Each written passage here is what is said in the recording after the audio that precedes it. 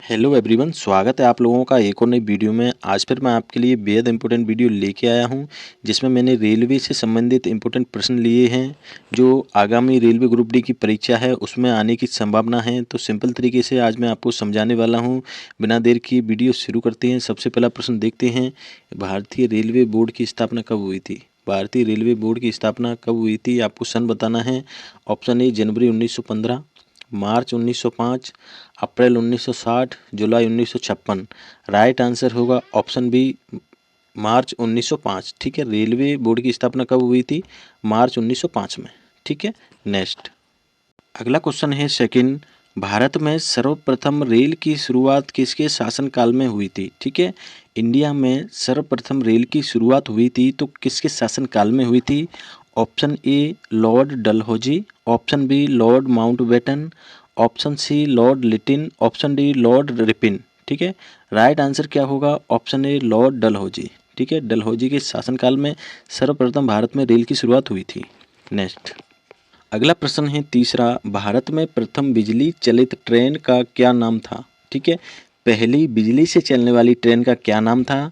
Option A Vivek Express, B Jhelum Express, C Deccan Queen, D Taj Express. ठीक है, right answer होगा option C Deccan Queen. ठीक है, डेक्कन क्वीन भारत की सबसे पहली बिजली से चलने वाली ट्रेन थी। नेक्स्ट था, भारत में सबसे लंबी दूरी तय करने वाली रेलगाड़ी कौन सी है? ठीक है, सबसे लंबी दूरी तय करने वाली रेलगाड़ी आपको बताना है। Option A Taj Express, option B Samta Express, option C Utkal Express, option D Vivek Express. ठीक है, राइट आंसर होगा ऑप्शन डी विवेक एक्सप्रेस। कहाँ से कहाँ तक चलती है? डिब्रूगढ़ से कन्याकुमारी तक ये ट्रेन चलती है। लगभग 4250 किलोमीटर का सफ़र ये तय करती है। ठीक है, कितना चलती है? 4250 किलोमीटर लगभग। ठीक है, ट्रेन का क्या नाम है? विवेक एक्सप्रेस, याद रखना। नेक्स्ट अगला प्रश्न है पांचवा, भारत और पाकिस्तान के बीच निम्न में से कौन सी ट्रेन चलती है? इंडिया से पाकिस्तान के बीच कौन सी ट्रेन चलती है? Option A Taj Express, option B Sampark Kranti Express, option C Utkal Express, option D Samjhauta Express. ठीक है, राइट आंसर क्या होगा? राइट आंसर होगा ऑप्शन डी समझौता एक्सप्रेस। ठीक है, समझौता एक्सप्रेस भारत और पाकिस्तान के बीच चलने वाली ट्रेन है। नेक्स्ट अगला प्रश्न है छठवा, भारत के प्रथम रेल मंत्री का क्या नाम है? भारत के प्रथम रेल मिनिस्टर का नाम आपको बताना है। Option A Asaf Ali, option B Jawaharlal Nehru, option C doctor Rajendra Prasad, option D lord Lytton. ठीक है, राइट आंसर होगा ऑप्शन ए आसफ अली। ठीक है, आसफ अली भारत के पहले रेल मिनिस्टर थे। ठीक है, याद रखना। नेक्स्ट क्वेश्चन है सातवां, भारत की सबसे लंबी रेलवे सुरंग कौन सी है? सबसे लंबी रेलवे सुरंग आपको बताना है। ऑप्शन ए टाइप सुरंग, ऑप्शन बी टरबाइन सुरंग, ऑप्शन सी पीर पंजाब, ऑप्शन डी नन यानी इनमें से कोई नहीं। ठीक है, राइट आंसर होगा ऑप्शन सी पीर पंजाब। पीर पंजाब भारत की सबसे लंबी रेलवे सुरंग है। इसकी लगभग लंबाई 11.200 किलोमीटर। ठीक है, 11.200 किलोमीटर है। ठीक है, सिंपल है। नेक्स्ट अगला क्वेश्चन है आठवां, भारत का सबसे लंबा प्लेटफॉर्म कौन सा है? ठीक है, सबसे लंबा प्लेटफॉर्म आपको बताना है। Option A Jhansi junction, option B New Delhi, option C Gorakhpur junction, option D none यानी इनमें से कोई नहीं। राइट आंसर होगा ऑप्शन सी गोरखपुर जंक्शन। ठीक है, भारत का सबसे लंबा प्लेटफॉर्म कौन सा है? गोरखपुर जंक्शन। ठीक है, नेक्स्ट है नवा, भारत की वर्तमान में सबसे तेज चलने वाली ट्रेन का क्या नाम है? वर्तमान समय में सबसे तेज चलने वाली ट्रेन का नाम आपको बताना है। ऑप्शन ए शताब्दी एक्सप्रेस, ऑप्शन बी राजधानी एक्सप्रेस, ऑप्शन सी Vande Bharat express, option D गतिमान एक्सप्रेस। ठीक है, राइट आंसर होगा ऑप्शन सी वंदे भारत एक्सप्रेस। ठीक है, इसकी जो स्पीड है 160 किलोमीटर प्रति आवर की है। ठीक है, तो सबसे तेज चलने वाली ट्रेन कौन सी है? वंदे भारत एक्सप्रेस। ठीक है, नेक्स्ट भारतीय रेलवे के वर्तमान में कितनी जोन हैं? ठीक है, भारतीय रेलवे के वर्तमान में कितनी जोन हैं आपको याद रखना है। Option A 17, option B 18, 16, 20। ठीक है, राइट आंसर होगा ऑप्शन बी 18। कितनी जोन है? 18। ठीक है, नेक्स्ट अगला प्रश्न है 11वां, भारतीय रेल दिवस कब मनाया जाता है? ठीक है, तो रेल दिवस मनाया जाता है जिस दिन पहली बार रेल भारत में स्टार्ट हुई थी। ठीक है। 4 ऑप्शन हैं, ए को आप 10 की जगह 16 कर लें, गलती से 10 अप्रैल हो गया है, 16 अप्रैल है। ऑप्शन ए 16 अप्रैल, ऑप्शन बी 8 अप्रैल, ऑप्शन सी 10 जून, ऑप्शन डी 7 अगस्त। ठीक है, राइट आंसर होगा ए 16 अप्रैल। भारतीय रेल दिवस कब मनाया जाता है? 16 अप्रैल को। ठीक है, नेक्स्ट अगला प्रश्न है 12वां, डीजल इंजन का निर्माण कहाँ पर होता है? ठीक है, डीजल इंजन का निर्माण आपको बताना है। Option A Jhansi, option B Banaras, option C Mumbai, option D Calcutta. ठीक है, राइट आंसर होगा option B Banaras. Diesel engine का निर्माण बनारस में होता है। ठीक है, याद रखना। नेक्स्ट अगला प्रश्न है 13वां, गोबर गैस का मुख्य घटक है। गोबर गैस होती है, उसमें कौन सी गैस मुख्य रूप से पाई जाती है? Option A hydrogen, option B nitrogen, option C helium, option D methane. ठीक है, राइट आंसर होगा ऑप्शन डी मीथेन। गोबर गैस की मुख्य घटक कौन सी गैस है? मीथेन। ठीक है, नेक्स्ट अगला क्वेश्चन है 14वां, गाजर में कौन सा विटामिन पाया जाता है? जो कैरेट होती है गाजर, उसमें कौन सा विटामिन पाया जाता है अधिकता में? Option A vitamin A, option B vitamin C, option C vitamin D, option D vitamin K. Right answer होगा ऑप्शन ए विटामिन ए। गाजर में विटामिन ए प्रचुर मात्रा में पाया जाता है। नेक्स्ट अगला प्रश्न है 15वां, राष्ट्रीय रेल संग्रहालय कहाँ स्थित है?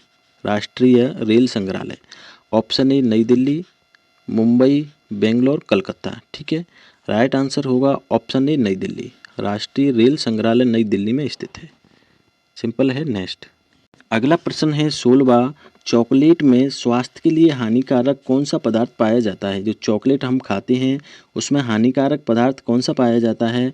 Option A lead, option B bromine, option C nickel, option D zinc. ठीक है, राइट आंसर होगा ऑप्शन सी निकिल।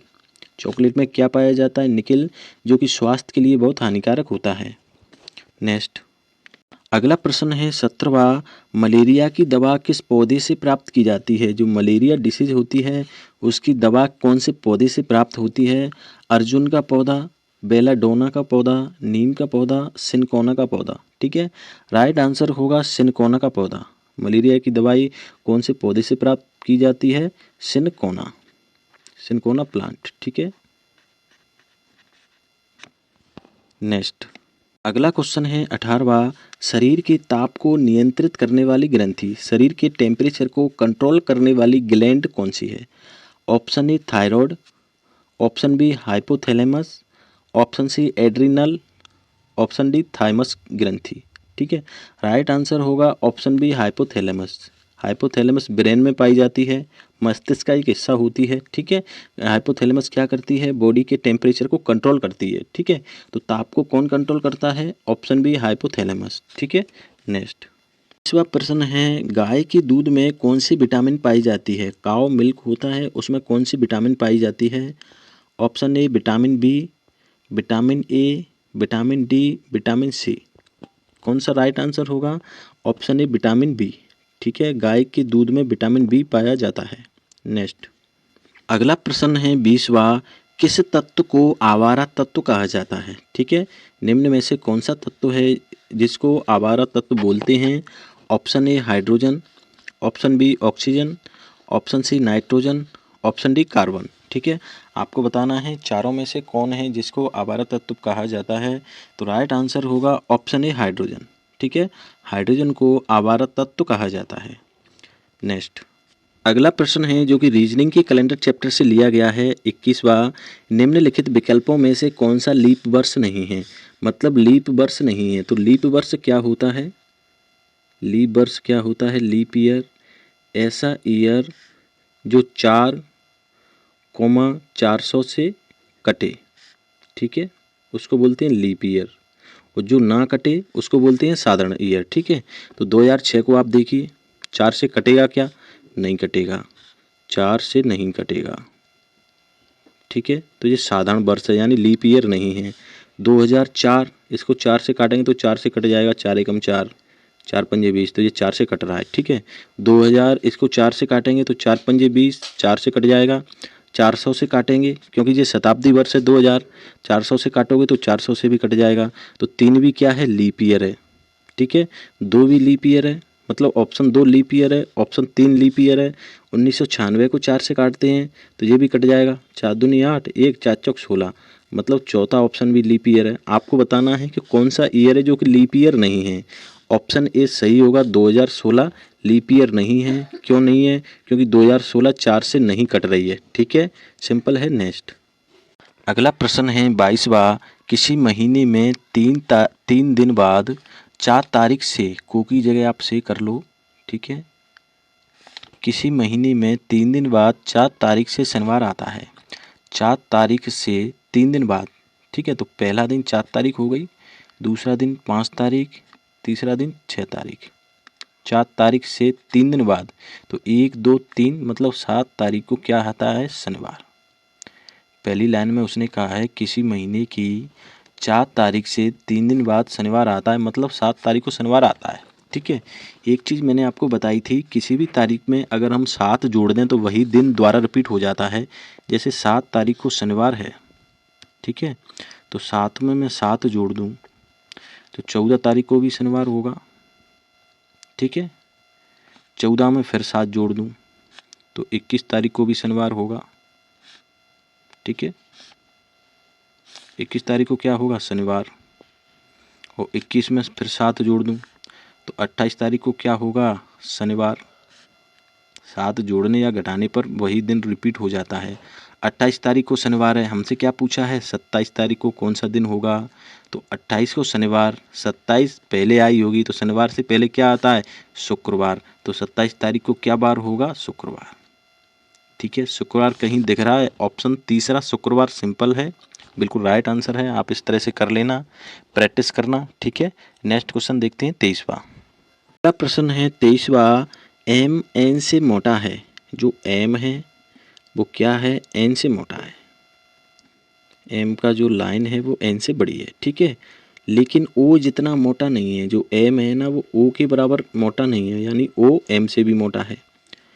पी भी ओ जितना मोटा नहीं है, मतलब जो पी है ना वो भी एम के बराबर या ओ के बराबर मोटा नहीं है।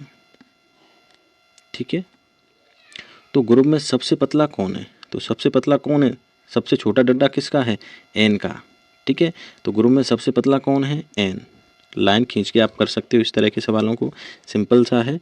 अगला देखते हैं 24वां प्रश्न है 24वां, यदि प्लस का अर्थ है माइनस, ठीक है, माइनस का अर्थ है इंटू, इंटू का अर्थ हो भागित तथा भागित का अर्थ प्लस हो तो इक्वेशन दी है, इसको सॉल्व करना है। ठीक है, तो इंटू का अर्थ क्या है? यहाँ पर इंटू का अर्थ भागित है तो यहाँ इंटू के स्थान पर भागित आ जाएगा। 15, ये 3 तो 3।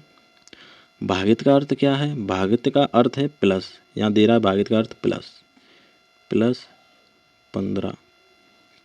ठीक है, 15 के बाद में प्लस है तो प्लस का अर्थ क्या है? प्लस का अर्थ है माइनस। ठीक है, तो -5।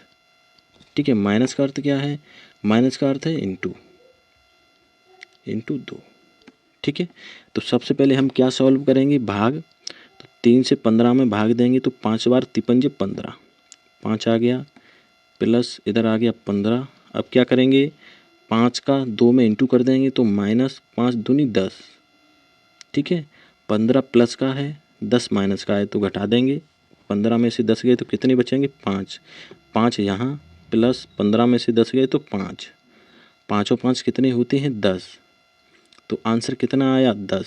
किसी ऑप्शन में दिख रहा है? Option C 10। ठीक है, सिंपल है। यहाँ पर अर्थ दिए हैं प्लस का माइनस, इस तरह से आप इक्वेशन में रख लेना, सॉल्व कर लेना, आंसर आ जाएगा। सिंपल सा है। नेक्स्ट अगला प्रश्न है 25वां, यदि किसी कूट भाषा में इवनिंग को 7149142225 लिखा जाता है तो उसी कूट भाषा में मॉर्निंग को किस तरह से लिखा जाएगा? ठीक है, तो क्या करेंगे? सबसे पहले इवनिंग की नंबरिंग कर लेंगे। ठीक है, जैसे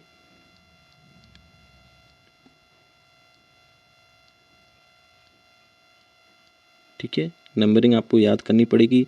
ई का नंबर 5, बी का नंबर 22, एन का नंबर 14, आई का नंबर 9, एन का नंबर 14, जी का नंबर 7। ठीक है, तो यहाँ क्या लिखा है? 7 14 91 42 25, मतलब नंबरिंग करने के बाद में पीछे की तरफ से उन्होंने लिखा है। जैसे यहाँ पर 7, फिर 14, फिर 9, उसके बाद में 14, फिर 22 और लास्ट में 5।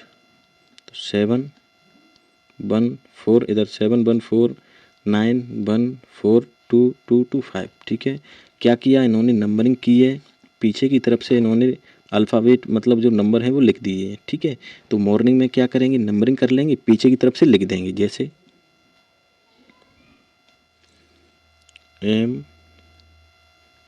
MORING।